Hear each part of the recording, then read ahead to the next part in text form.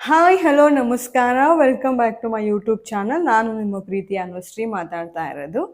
ಯಾರೆಲ್ಲ ನನ್ನ ಚಾನಲ್ನ ಫಸ್ಟ್ ಟೈಮ್ ನೋಡ್ತಾ ಇದ್ದೀರಾ ದಯವಿಟ್ಟು ಸಬ್ಸ್ಕ್ರೈಬ್ ಆಗಿ, ಲೈಕ್ ಮಾಡಿ, ಶೇರ್ ಮಾಡಿ, ಕಮೆಂಟ್ ಮಾಡಿ, ಮತ್ತು ಪಕ್ಕದಲ್ಲಿರೋ ಬೆಲ್ಲೈಕನ್ನ ಪ್ರೆಸ್ ಮಾಡೋದು ಮಾತ್ರ ಖಂಡಿತವಾಗ್ಲಿ ಮರಿಬೇಡಿ ಅಂತ ಹೇಳ್ತಾ, ಇವತ್ತು ನಾನು ಮಾಡ್ತಿರೋಂಥ ರೆಸಿಪಿ ಎಗ್ ಕರಿ ಅಂತ. ಇದು ನೋಡೋಕ್ಕೆ ತುಂಬ ಗ್ರೀನಿ ಆಗಿರ್ಬೋದು, ಬಟ್ ತುಂಬಾ ರುಚಿಯಾಗಿರುತ್ತೆ. ಬಟ್ ಇದನ್ನು ಚಪಾತಿ, ದೋಸೆ, ಆಲ್ಮೋಸ್ಟ್ ಆ ರೋಟಿ ಇದಕ್ಕೆಲ್ಲ ತುಂಬಾ ಚೆನ್ನಾಗಿರುವಂಥದ್ದು, ಮತ್ತು ರೈಸ್ಗಾಗಿರ್ಬೋದು ಎಲ್ಲ ತುಂಬ ಚೆನ್ನಾಗಿರುತ್ತೆ.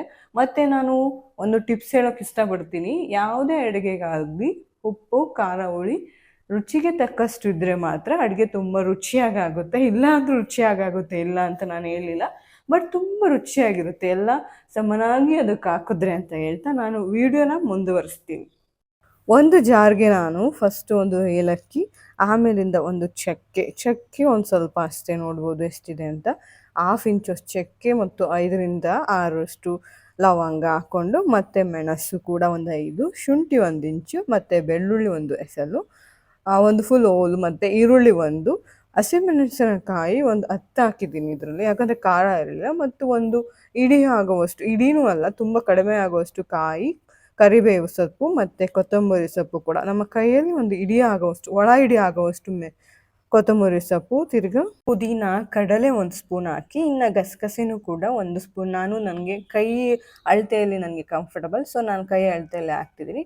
ಇನ್ನೇನು ಇದನ್ನು ನೀರು ಹಾಕಿ, ಸ್ವಲ್ಪ ನೀರು ಹಾಕಿ ಮಿಕ್ಸಿ ಜಾರ್ನು ನುಣ್ಣಗೆ ಒಂಥರ ಪೇಸ್ಟ್ ಮಾಡ್ಕೊಂಡಂಗೆ ಮಾಡಿಕೊಂಡ್ರೆ ಆಗುತ್ತೆ. ಇನ್ನೂ ಒಂದು ಪ್ಯಾನ್ ತೊಗೊಂಡು ಆ ಪ್ಯಾನಿಗೆ 2 ಟೇಬಲ್ ಸ್ಪೂನ್ ಆಯಿಲ್, ಅದೇ 1.5 ಸ್ಪೂನ್ ಹಾಕೊತಿದ್ದೀನಿ, ಯಾಕಂದ್ರೆ ನಾನು ಆಯಿಲ್ ಜಾಸ್ತಿ ಯೂಸ್ ಮಾಡಲ್ಲ ಇಲ್ಲಿ, ನನಗೆ ಇಷ್ಟನೂ ಆಗಲ್ಲ ಆಯಿಲ್ ಜಾಸ್ತಿ.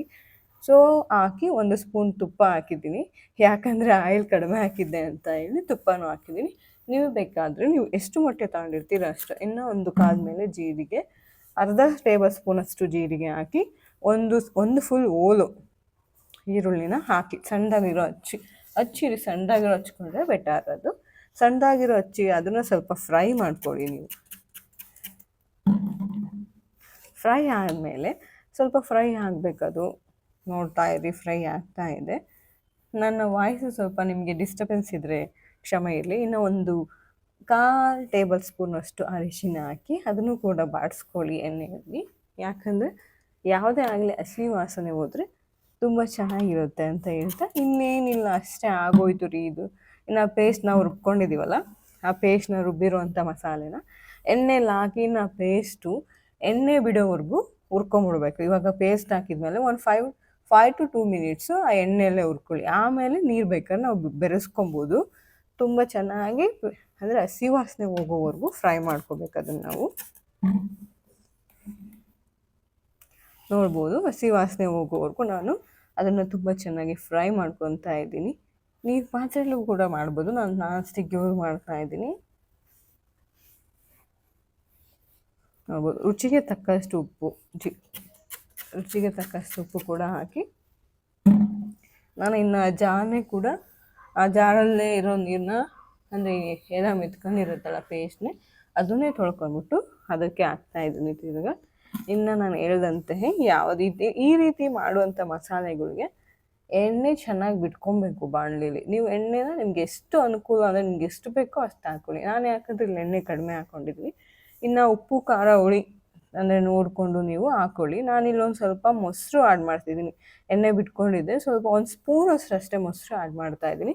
ನೀವು ಬೇಕಾದ್ರೆ ಪೇಸ್ಟ್ ಹಾಕೋತೀರಲ್ಲ ಅವಾಗ ಬೇಕಾದರೂ ಆ್ಯಡ್ ಮಾಡ್ಬೋದು. ನಾನು ಯಾಕೆ ಇವಾಗ ಆ್ಯಡ್ ಮಾಡಿಕೊಂಡೆ ಅಂದರೆ ಟೇಸ್ಟ್ ನೋಡಿದೆ, ನಾನು ಸ್ವಲ್ಪ ಖಾರ ಆಯಿತು, ಅದಕ್ಕೆ ನಾನು ಸ್ವಲ್ಪ ಮೊಸರು ಆ್ಯಡ್ ಮಾಡಿಕೊಂಡೆ, ಕಡಿಮೆ ಆಗುತ್ತೆ ಅಂತ. ನೀವು ಬೇಕಾದರೆ ಖಾರ, ಉಪ್ಪು ಏನೋ ಜಾಸ್ತಿ ಆಗಿದ್ದರೆ ಒಂದು ಸ್ವಲ್ಪ ಹುಳಿ ಹಾಕ್ಕೊಂಡ್ರು ಅದು ಸಮನಾಗಿ ಕರೆಕ್ಟ್ ಆಗುತ್ತೆ.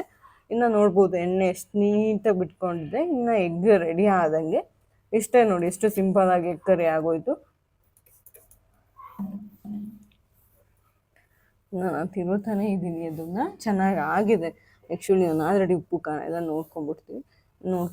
ನೀವು ಅಷ್ಟೇ ನೋಡ್ಕೊಳ್ಳಿ ಉಪ್ಪು ಖಾರ, ಆಮೇಲೆ ಬೇಕಾದ್ರೆ ಅಡ್ಜಸ್ಟ್ ಮಾಡ್ಕೊಬೋದು ಅಂತೇಳಿ. ನಾನು ಯಾವತ್ತೇ ಆಗಲಿ ಉಪ್ಪು ಖಾರ ಜಾಸ್ತಿ ಹಾಕೋಕ್ಕೆ ಹೋಗಲ್ಲ, ಬಟ್ ನಾನು ಜಾಸ್ತಿ ಹಾಕೋಲ್ಲ ಅಂತಲೇ ಕೆಲವೊಂದು ಸತಿ ಜಾಸ್ತಿ ಹಾಕ್ತಾ ಇರ್ತೀನಿ. ಇನ್ನು ಇದು ಕಸ್ತೂರಿ ಮೇಥಿ ಸ್ವಲ್ಪ ಹಾಕ್ಬಿಟ್ಟು, ಎಣ್ಣೆ ಬಂತಲ್ಲ, ಹಸಿದು ಬೇಕಾದ್ರೆ ಹಾಕ್ಬೋದು, ನಮ್ಮ ಮನೇಲಿ ಇದ್ದಿದ್ದು ಒಣಗಿರೋದೆ, ಸೊ ಹಾಕ್ಬಿಟ್ಟು ಒಂದು ಸತಿ ಹಿಂಗೆ ಕೈ ಆಡಿಸಿ ಇನ್ನು ಮೊಟ್ಟೆ ಕಟ್ ಮಾಡಿರೋಂಥ ಮೊಟ್ಟೆನ ಡಿಸೈನ್ ಮಾಡಿದ್ರೆ ಎಗ್ ಕರಿ ರೆಡಿ ಆಗುತ್ತೆ. ನೋಡ್ಬೋದು ನಾನಿಲ್ಲಿ ಡಿಸೈನ್ ಮಾಡ್ತಾ ಇದ್ದೀನಿ ಎಗ್ ಹಾಕಿ ಒಂದು 2 to 3 ಮಿನಿಟ್ಸ್ ಬಾಯ್ಲ್ ಮಾಡ್ಕೊಂಡ್ರೆ ಬೇಯಿಸ್ಕೊಬೇಕು. ಎಗ್ ಬೆಂದಿರುತ್ತೆ, ಬಟ್ ರುಚಿ ಹಾಕ್ಬೇಕಲ್ಲ, ಬೇಯಿಸ್ಕೊಬೇಕಷ್ಟೆ.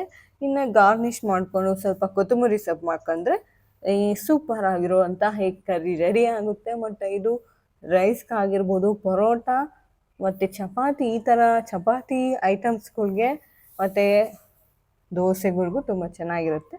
ರೈಸ್ಗೂ ಚೆನ್ನಾಗಿರುತ್ತೆ, ರೈಸ್ ಇಷ್ಟಪಡೋರು. ಇಷ್ಟೇ ನೋಡಿ, ಎಗ್ ಕರಿ ರೆಡಿ ಆಯಿತು. ನೀವು ಕೂಡ ಮನೆಯಲ್ಲಿ ಟ್ರೈ ಮಾಡಿ. ಹೇಗಿತ್ತು ಅಂತ ಖಂಡಿತವಾಗೂ ನೀವು ಟ್ರೈ ಮಾಡಬೇಕು ಅಂತ ಹೇಳ್ತಾ, ಟ್ರೈ ಅಲ್ಲ, ಕಮೆಂಟ್ ಮಾಡಿ ಅಂತ ಹೇಳ್ತಾ, ನೋಡಿ ನಾನೀಗ ಆಲ್ರೆಡಿ ಮುಚ್ಚುತ್ತಾ ಇದ್ದೀನಿ ಒಂದು 5 ನಿಮಿಷ.